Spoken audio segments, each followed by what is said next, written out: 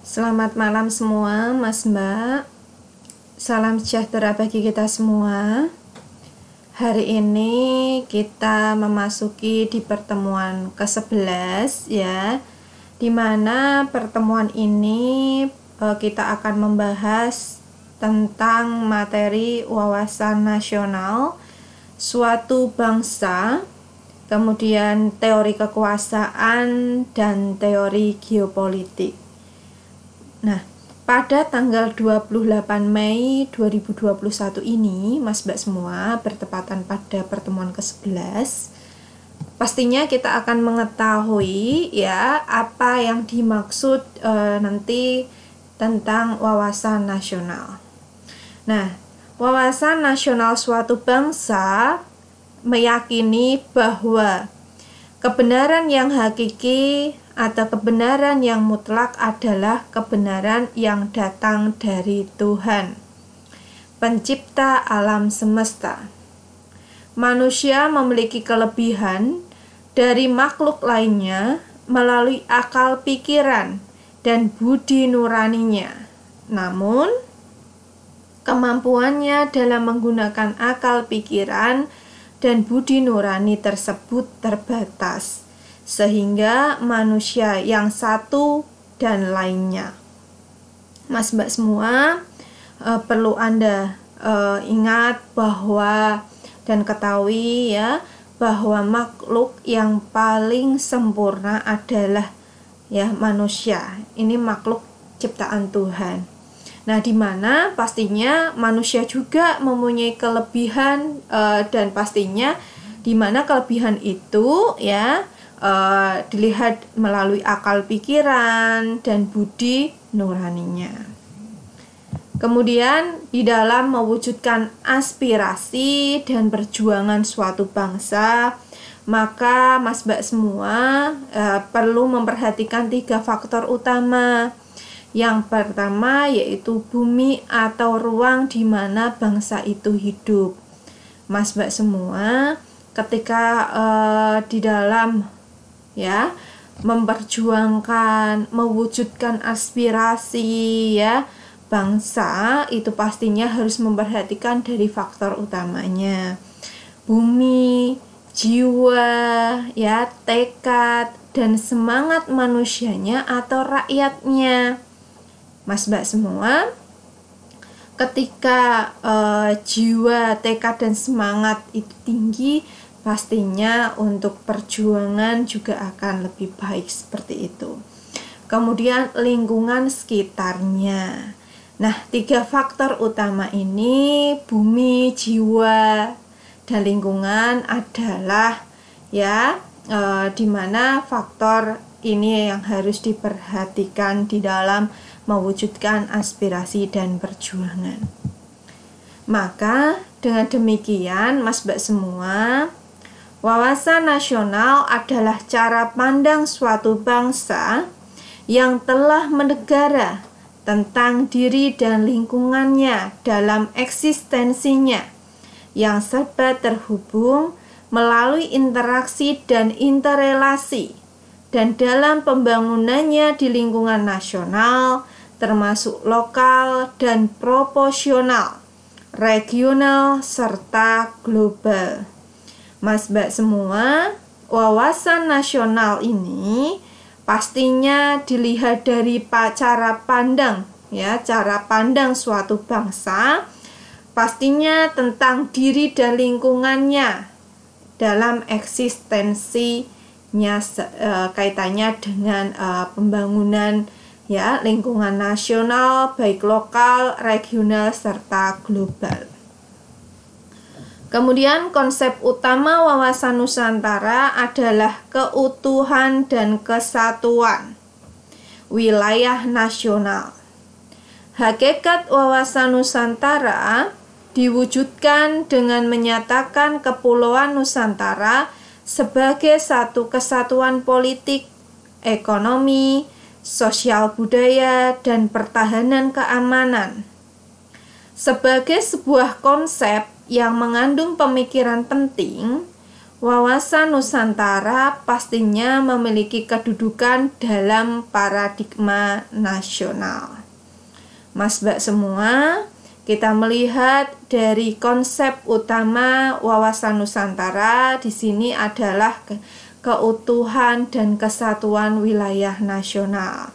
Dan pastinya di dalam Kepulauan Nusantara itu satu kesatuan dari politiknya, ekonominya, kemudian sosial budaya dan pertahanan keamanan ya. Mas Mbak semua, marilah kita akan mengetahui di mana di dalam buku pendidikan Pancasila dan Kewarganegaraan ini kita akan lebih gamblang ya, kita akan lebih jelas melihat stratifikasi paradigma nasional. Yang pertama adalah Pancasila sebagai falsafah, di mana Pancasila sebagai falsafah, ideologi bangsa, dan dasar negara ini berkedudukan sebagai landasan ideal. 2. Undang-Undang Dasar Negara Republik Indonesia tahun 1945 sebagai landasan konstitusi negara, berkedudukan sebagai landasan konstitusional. 3. Wawasan Nusantara sebagai visi nasional, berkedudukan sebagai landasan visional. 4. Ketahanan nasional sebagai konsepsi nasional, berkedudukan sebagai landasan konsepsi nasional. 5. GBHN sebagai politik dan strategi nasional atau sebagai kebijaksanaan dasar nasional, berkedudukan sebagai landasan operasional. Mas Mbak semua, setelah Anda mengetahui dari wawasan Nusantara ya, kemudian pastinya 3 faktor tadi ya. Nah, Mas Mbak semua, kita akan mengetahui dari latar belakangnya. Latar belakang filosofis wawasan Nusantara. Nah, pemikiran berdasarkan falsafah Pancasila. Berdasarkan falsafah Pancasila, manusia Indonesia adalah makhluk ciptaan Tuhan yang mempunyai naluri, akhlak, daya pikir, dan sadar akan keberadaannya yang serba terhubung dengan sesamanya, lingkungannya, alam semesta, dan penciptanya. Berdasarkan kesadaran yang dipengaruhi oleh lingkungannya, manusia Indonesia memiliki motivasi antara lain untuk menciptakan suasana damai dan tentram menuju kebahagiaan serta menyelenggarakan keteraturan dalam membina hubungan antar sesama. Inilah Mas Mbak semua, pemikiran berdasarkan falsafah Pancasila, di mana bahwa falsafah Pancasila ini pastinya ya manusia itu mempunyai naluri ya, akhlak, kemudian daya pikir, sadar. Nah, sadar di mana kita itu berada seperti itu ya. Kemudian kita lihat dalam nilai-nilai Pancasila itu akan tercakup dalam penggalian dan pengembangan wawasan nasional. Mas Mbak semua, untuk sila ketuhanan yang Maha Esa. Dalam sila ketuhanan yang Maha Esa, bangsa Indonesia menyatakan kepercayaan dan ketakwaan terhadap Tuhan yang Maha Esa, sesuai dengan agama dan kepercayaan masing-masing. Sikap tersebut mewarnai wawasan nasional yang dianut oleh bangsa Indonesia yang menghendaki keutuhan dan kebersamaan dengan tetap menghormati dan memberikan kebebasan dalam menganut dan mengamalkan agama masing-masing. Mas-Mbak semua, inilah sila ketuhanan yang Maha Esa, di mana sila ini pastinya mengajarkan kita menyatakan bahwa kepercayaan dan ketakwaan terhadap Tuhan yang Maha Esa itu sesuai dengan agama dan kepercayaannya masing-masing, serta memberikan kebebasan dalam menganut dan mengamalkan agama masing-masing dan tetap menghormati Mas-Mbak semua, Kemudian B, sila kemanusiaan yang adil dan beradab. Dalam sila kemanusiaan yang adil dan beradab, bangsa Indonesia mengakui, menghargai, dan memberikan hak dan kebebasan yang sama kepada setiap warganya untuk menerapkan hak asasi manusia. Namun, kebebasan hak asasi manusia tersebut tidak mengganggu dan harus menghormati hak asasi manusia orang lain. Kemudian sila persatuan Indonesia. Dengan sila persatuan Indonesia, bangsa Indonesia lebih mengutamakan kepentingan bangsa dan negara. Kepentingan masyarakat yang lebih luas harus lebih diutamakan daripada kepentingan golongan, suku maupun perorangan. Sikap tersebut mewarnai wawasan kebangsaan, wawasan nasional yang dianut dan dikembangkan oleh bangsa Indonesia, yang mengutamakan keutuhan bangsa dan negara dengan tetap memperhatikan, menghormati, dan menampung kepentingan golongan, suku bangsa maupun perorangan. Kemudian, Mas-Mbak semua, kita akan melihat dari teori kekuasaan dan teori geopolitik. Teori kekuasaan, Mas-Mbak semua, di mana teori geopolitik ini akan kita pahami di dalam yang pertama itu adalah paham-paham kekuasaan. Paham-paham kekuasaan, perumusan wawasan nasional lahir berdasarkan pertimbangan dan pemikiran mengenai sejauh mana konsep operasionalnya diwujudkan dan dipertanggungjawabkan. Karena itu, dibutuhkan landasan teori yang dapat mendukung rumusan wawasan nasional. Maka, teori-teori yang mendukung rumusan tersebut antara lain, Mas-Mbak semua, kita lihat dari paham Machiavelli, gerakan pembaruan yang dipicu oleh masuknya ajaran Islam di Eropa Barat, sehingga menghasilkan peradaban Barat modern seperti sekarang. Seorang pakar ilmu politik dalam pemerintahan Republik Florence, sebuah negara kecil di Italia Utara, menurut Messi, sebuah negara akan bertahan apabila menerapkan dalil-dalil berikut. Pertama, segala cara dihalalkan dalam merebut dan mempertahankan kekuasaan. Kedua, untuk menjaga kekuatan rezim, politik adu domba adalah sah. Dan semasa Messi hidup, buku The Priest dilarang beredar oleh Sri Paus karena dianggap amoral. Tetapi setelah Machiavelli meninggal, buku tersebut menjadi dipelajari oleh orang-orang serta dijadikan oleh banyak kalangan politisi dan para elit politik.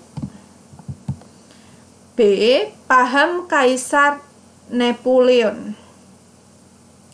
Tokoh revolusioner di bidang cara pandang, Selain penganut yang baik dari Machiavelli, kekuatan ini juga perlu didukung oleh kondisi sosial budaya berupa ilmu pengetahuan dan teknologi demi terbentuknya untuk menduduki dan menjajah negara-negara di sekitar Perancis.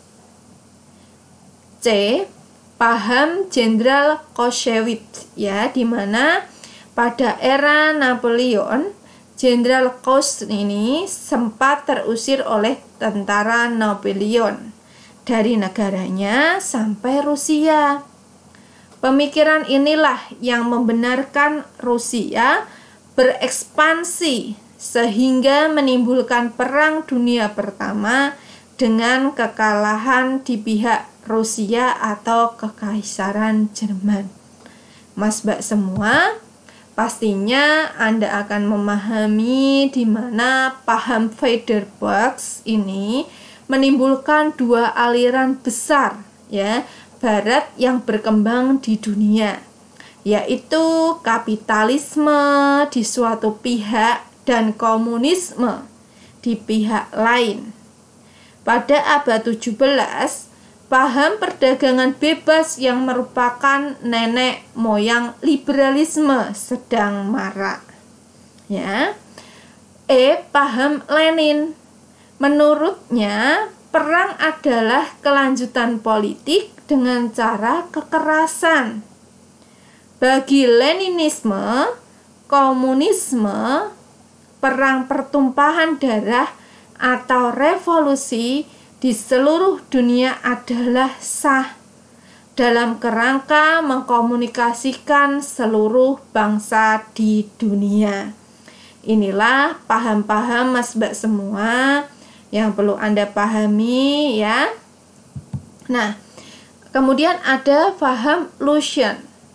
Kemantapan suatu sistem politik dapat dicapai apabila sistem tersebut berakar pada kebudayaan politik bangsa yang bersangkutan, pendidikan kewarganegaraan.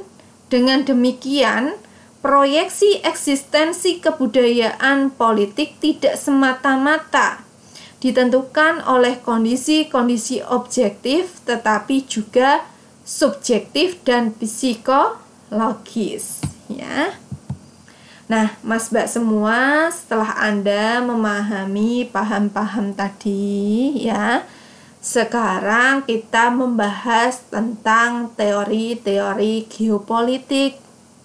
Nah, politik yang berarti kekuatan ini yang didasarkan pada pertimbangan-pertimbangan dasar dalam menentukan alternatif kebijaksanaan nasional untuk mewujudkan tujuan nasional.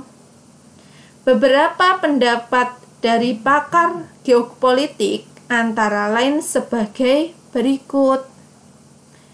Pandangan ajaran Frederick, ya. Pada abad ke-19, Frederick merumuskan untuk pertama kalinya ilmu bumi politik sebagai hasil penelitiannya yang ilmiah dan universal. Maka di dalam pokok-pokok ajaran Russell ini adalah sebagai berikut. Yang pertama, dalam hal-hal tertentu, pertumbuhan negara itu dapat dianalogikan dengan pertumbuhan organisme yang memerlukan ruang lingkup melalui proses lahir, tumbuh, berkembang, mempertahankan hidup, menyusut, dan mati. 2. Negara identik dengan suatu ruang yang ditempati oleh kelompok politik dalam arti kekuatan. Suatu bangsa dalam memperhatikan kelangsungan hidupnya tidak terlepas dari hukum alam. 3. Apabila wilayah ruang hidup tak mendukung, bangsa tersebut akan mencari pemenuhan kekayaan alam di luar wilayahnya. Hukum ekspansi, yaitu perkembangan, atau dinamika budaya dalam bentuk gagasan, kegiatan, ekonomi, perdagangan, perindustrian, produksi, ya. Maka kita akan melihat juga dari pandangan ajaran Rudolf Kellen, melanjutkan ajaran Russell tentang teori organisme. Kellen menegaskan bahwa negara adalah suatu organisme yang dianggap sebagai prinsip dasar. Esensi ajaran Kellen adalah sebagai berikut. Yang pertama, negara merupakan satuan biologis, suatu organisme hidup yang memiliki intelektual. Negara dimungkinkan untuk memperoleh ruang yang cukup luas agar kemampuan dan kekuatan rakyatnya. 2. Negara merupakan suatu sistem politik, pemerintah yang meliputi bidang-bidang geopolitik, ekonomi politik, demopolitik, dan kratopolitik. 3. Negara tidak harus bergantung pada sumber pembekalan luar, ya harus mampu teknologi untuk meningkatkan kekuatan nasionalnya ke dalam untuk mencapai persatuan dan kesatuan yang harmonis, dan keluar untuk memperoleh batas-batas yang lebih baik, ya, batas-batas negara. Maka Mas Mbak semua, kita lihat dari pandangan ajaran Karl. Pandangan Karl Hocevar ini berkembang di Jerman ketika negara ini berada di bawah kekuasaan Adolf Hitler. Pandangan ini juga dikembangkan di Jepang dalam ajaran Hokkaichi yang dilandasi oleh semangat militerisme dan fasisme. Maka yang pertama kita lihat, ya, kekuasaan imperium daratan yang kompak akan dapat mengejar kekuasaan imperium maritim untuk menguasai pengawasan di laut. 2. Beberapa negara besar di dunia akan timbul dan akan menguasai Eropa, Afrika, Asia Barat, serta Jepang di Asia Timur Raya. 3. Geopolitik adalah doktrin negara yang menitik beratkan soal-soal strategi perbatasan. Geopolitik adalah landasan bagi tindakan politik dalam perjuangan mendapatkan ruang hidup. Mas Mbak semua, setelah mempelajari kaitannya dengan latar belakang filosofi wawasan Nusantara, kemudian teori-teori geopolitik, ya, Mas Mbak semua, silahkan Anda jawab pertanyaan-pertanyaan di bawah ini dengan baik dan benar. Yang pertama, jelaskan secara singkat latar belakang filosofi wawasan Nusantara. 2. Jelaskan teori-teori geopolitik secara singkat. Mas Mbak semua, terima kasih atas perhatiannya. Saya ingatkan jangan lupa untuk Anda login di Siakat untuk pertemuan ke-11 pada tanggal 28 Mei 2021 pada malam hari ini, ya. Mas Mbak semua, terima kasih atas perhatiannya. Mohon maaf apabila ada salah-salah kata. Selamat malam. Wassalamualaikum warahmatullahi wabarakatuh.